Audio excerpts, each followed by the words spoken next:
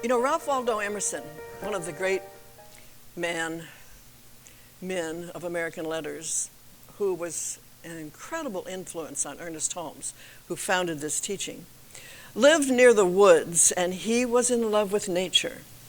One of his greatest essays is Nature, its title. It's considered one of the greatest pieces of American writing, and I would encourage you to take a look at it someday, because nature is our greatest teacher. Henry David Thoreau didn't live near the woods, he lived in them, thanks to the financial support of Ralph Waldo Emerson for his entire life. He really supported Thoreau, and Thoreau, of course, gave us that great book, Walden. Watching nature is more than a metaphor. It's a great teacher. It's a great lesson. And I want to share with you some of my experiences this morning. The title of my talk is Radical Change.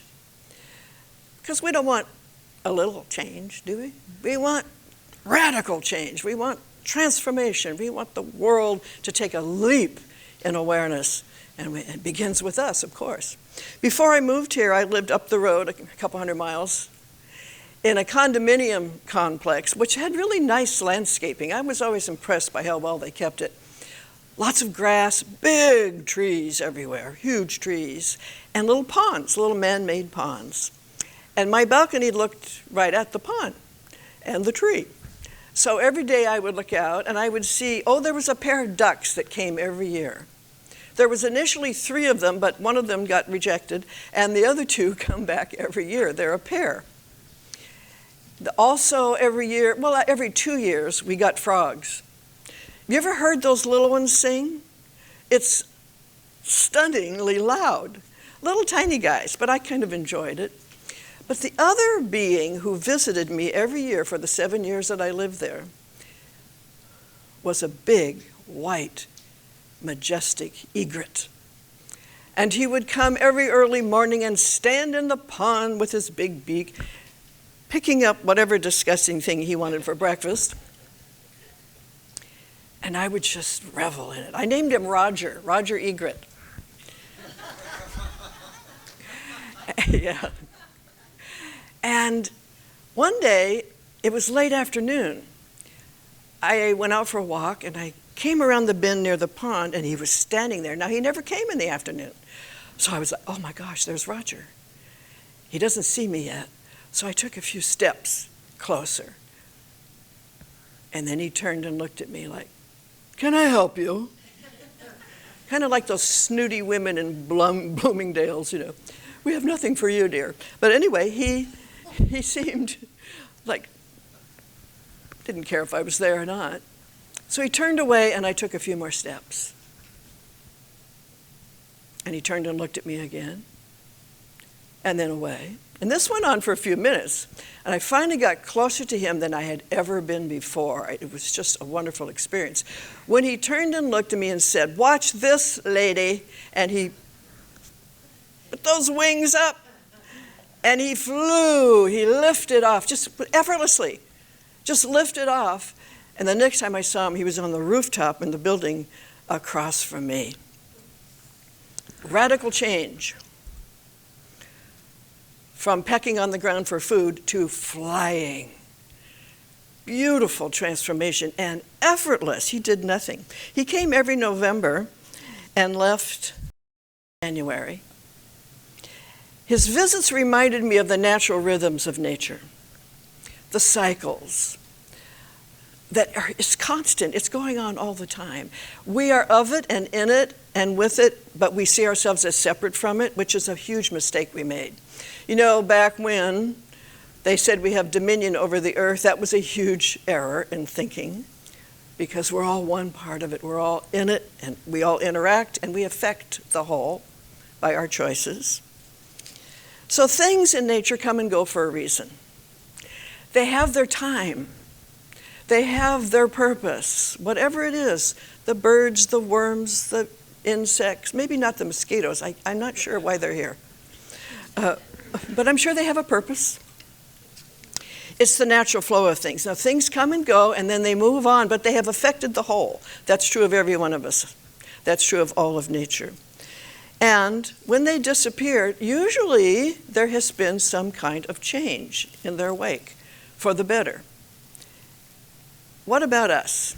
In our personal lives, we are greater participants than an egret, even though that egret had a profound effect on me. We are greater participants. We are Homo sapiens, and that means we are self-aware, which Carl Jung said was both a blessing and a curse. I'm sure you can relate to that. We know, and we know that we know, and we know that we know. No, don't we know? It's a blessing because we have a sense of self. I am. Oh, I'm not that. I'm this. That's a curse too. Because in our quest to individualize, we are individualizations of spirit, we often miss that we are one with everything else. And that we are part of this beautiful symbiotic relationship with spirit and with nature itself. So we can initiate change with our I am. I am love, I am joy, I am peace, I am power, I am vitality, I am health. Those are the beginning points for radical change in our lives if we have been experiencing something other than love, than health, than joy, than peace. We can initiate change with the same I am that is afraid of change. You know, one of the things I find, especially outside of our New Thought community, when I talk to people, I'm always stunned by this. And I probably shouldn't be, but I am. People are afraid to change. They're afraid of change. And really, they're afraid of the not yet known. Not the unknown, but the not yet known. They don't know who they'll be if things change. And that's because we have not necessarily, as a culture, grounded our thinking in who we are. It's more about out there, what's happening out there. So it's a both and. We live in the subjective world, but we also have a very deep subjective beingness that we need to bring forth into the objective world. Okay, so when the natural flow, have you ever gotten to a point where you feel stuck? Or that the natural flow of life has stopped for you? I've been there. I was there recently. First time in my life, I've been in this teaching since 1975, first time in my life where I actually didn't know what was going to happen to me. I couldn't see it. I couldn't predict it. I was like, it stopped. Everything just stopped. You know how to get out of that? This is another one of those ta-da moments. Ta-da! The way to initiate the flow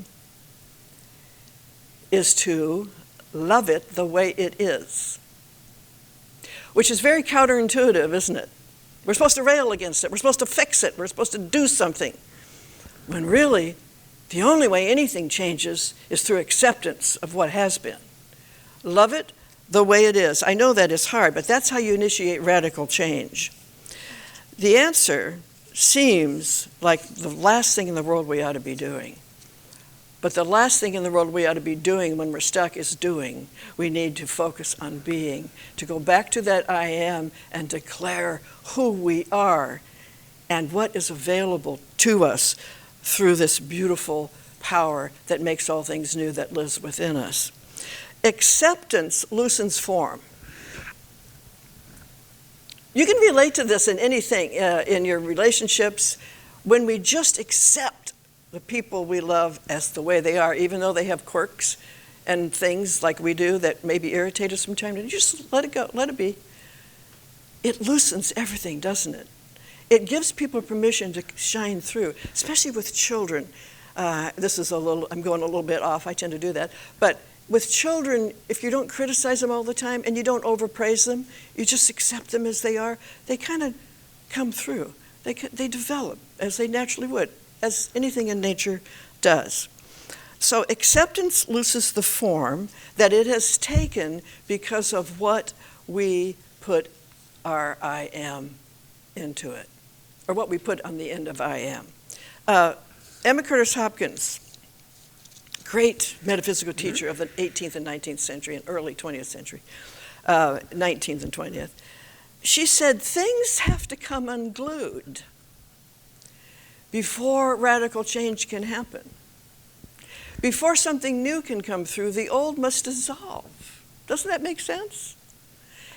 You know, yeah, we have that fear that if it goes away, there will be nothing there. No, that's not true. There's always something new emerging in life, always. That's the nature of nature, is to keep replenishing itself through evolved versions of itself.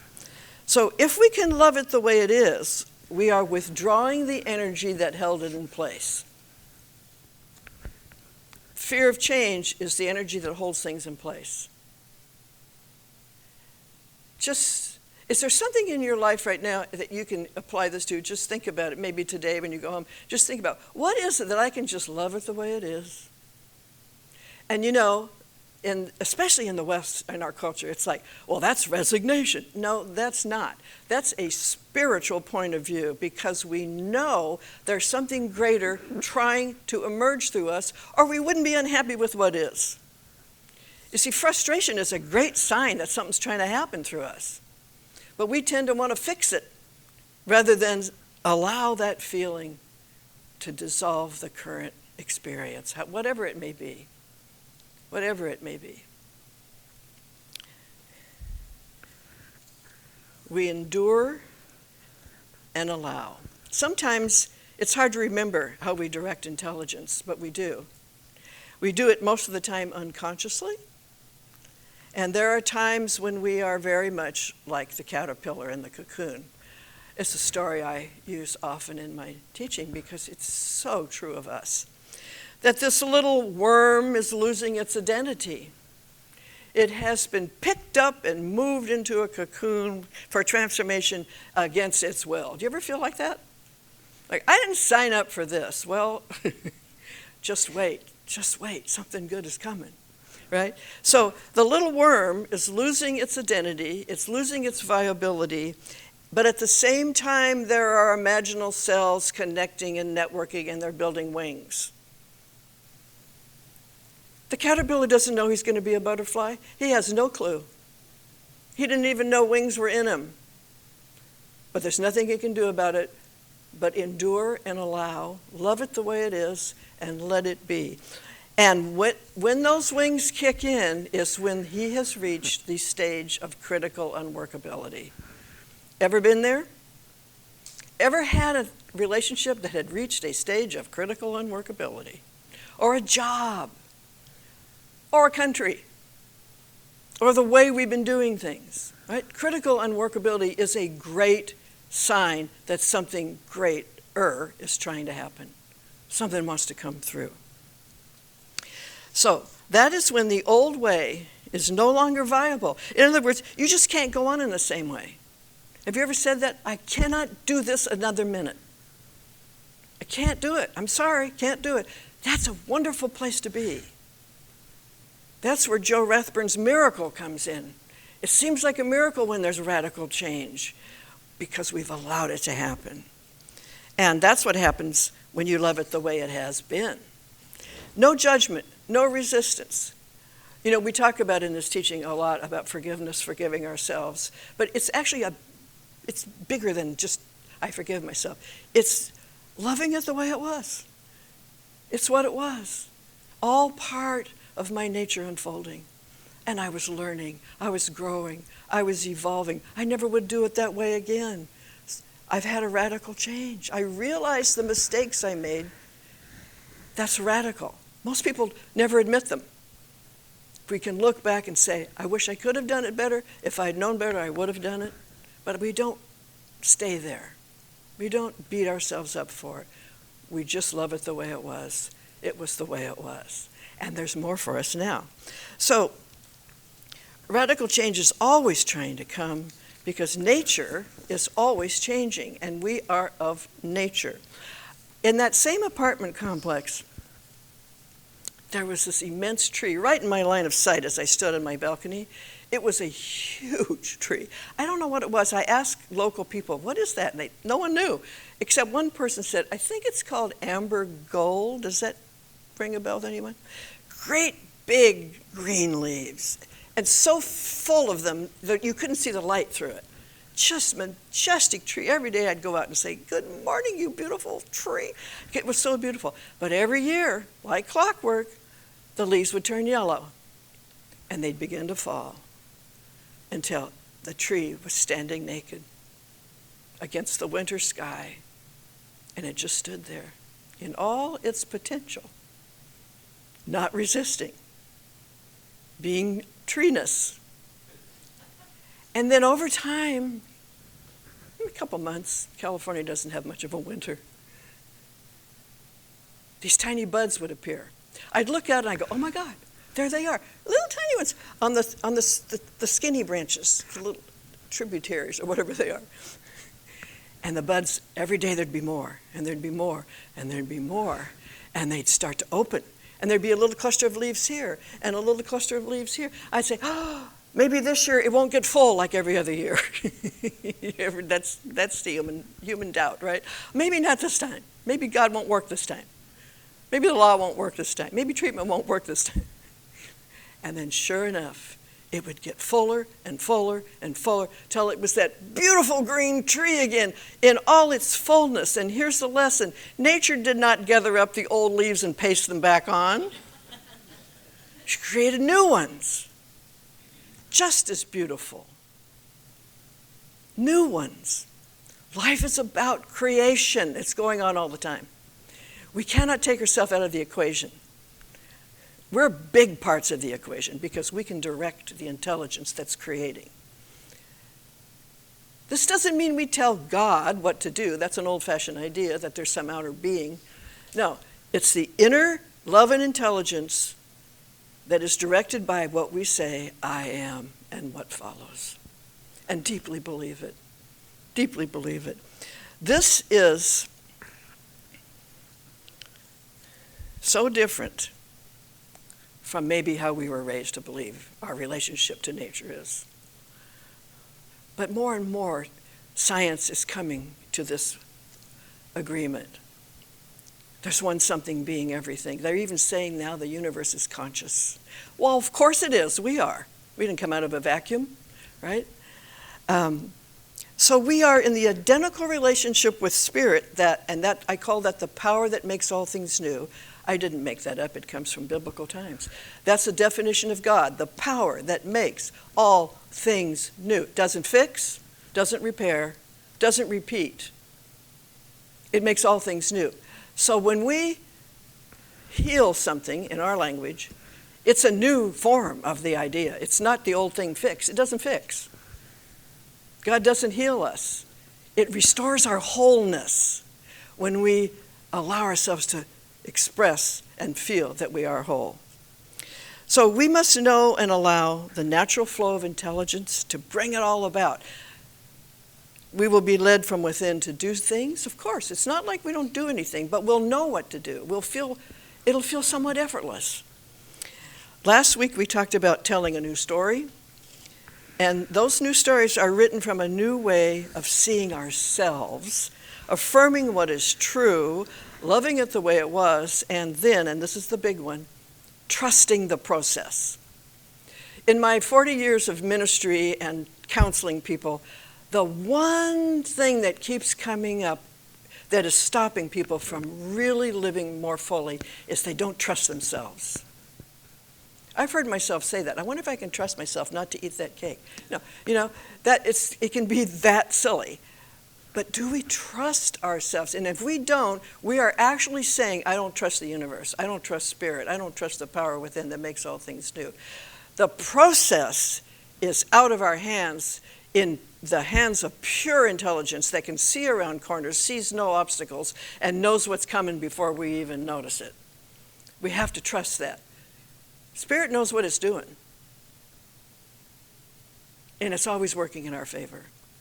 It doesn't teach lessons. It doesn't smite us, smote us, slap us down. There's no such power in this universe. This universe is made up of one thing: ideas taking form, consciousness becoming visible. ErnestHolmes, the founder of this teaching, said the universe and everything in it is the visible evidence of an incredible intelligence at work. And I add, operating through a field of love. that brings things together that belong together and maintains them in harmony and balance. That's the nature of nature, and it's the nature of us. So, we need some spiritual patience to trust the process. And I thought of 4 basic tenets of this teaching that help us trust the process. If I would recommend memorizing these. And they are, and we'll go over these we're going to teach a class in October, so I'm going to teach the art and science of treatment. We'll touch on these. But number 1, something new is always trying to happen. That's the nature of life. It's the nature of the universe. Number 2, life is for us and never against us. There's no conflicting power, there's no devil, there's no negative power, there's nothing but spirit, but God, but the one. You know, a friend of mine says, God is all there is, there's nothing else. Whatever God is, that's a name we use to describe something almost indescribable.